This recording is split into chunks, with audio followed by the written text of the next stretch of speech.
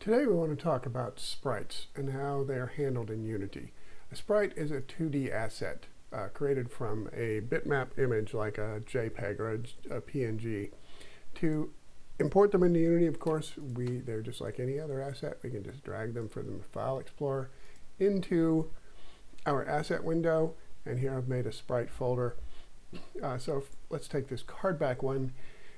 If I try to drag this into the hierarchy or into the scene window, it won't go, because so far it's not anything I can put in the game. Unity doesn't know how to handle it.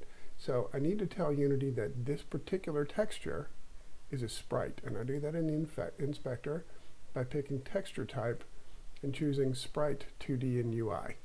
I'm going to leave the mode to single. I'm going to leave everything else the way it is. I'm going to go to the bottom of the window down here and click Apply.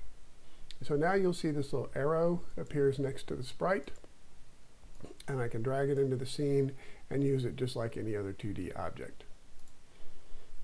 So that works great. It's a great way to do single sprites. But one of the most important ways I can use sprites is what we call a sprite sheet or a sprite atlas.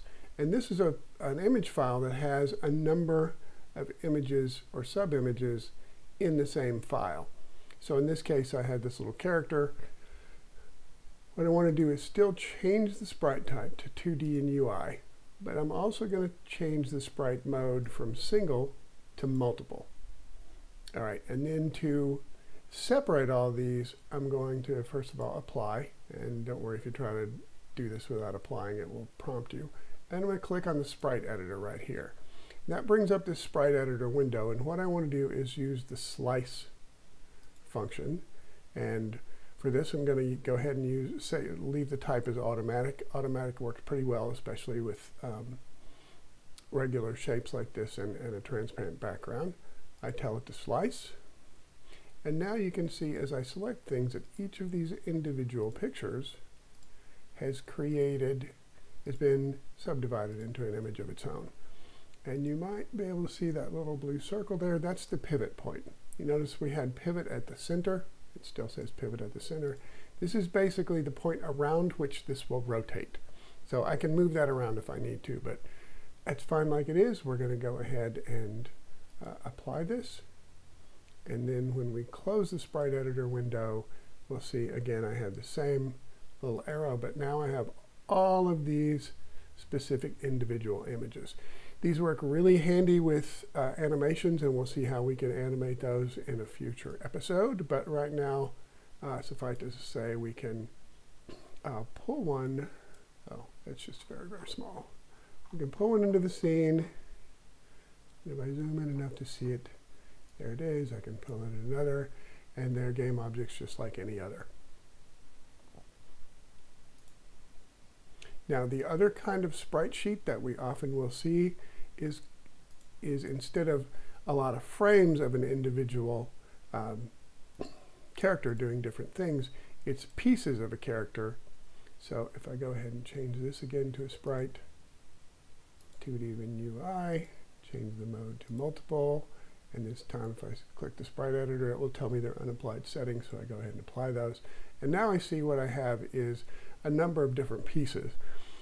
What we will typically do with that is use Unity's animation system to put this together into a character and use the animation system to make them move. But I can go ahead and still slice automatic, pivot at the center, go ahead and slice that. And now we see I have each of these individual frames framed in itself. And if I can go ahead and zoom in. And so for a limb like this, I might actually want to move this pivot point up to where I would expect the limb to pivot. And that helps me with my animations.